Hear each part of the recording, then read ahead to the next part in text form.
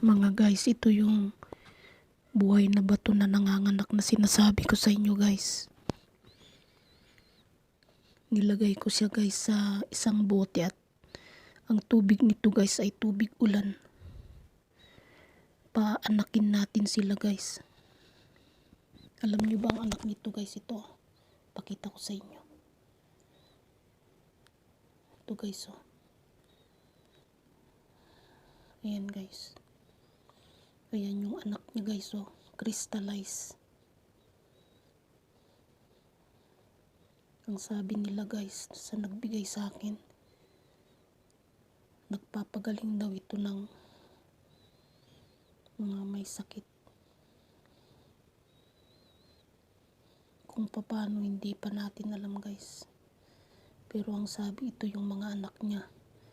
Kaya binabad ko muna sa tubig ulan.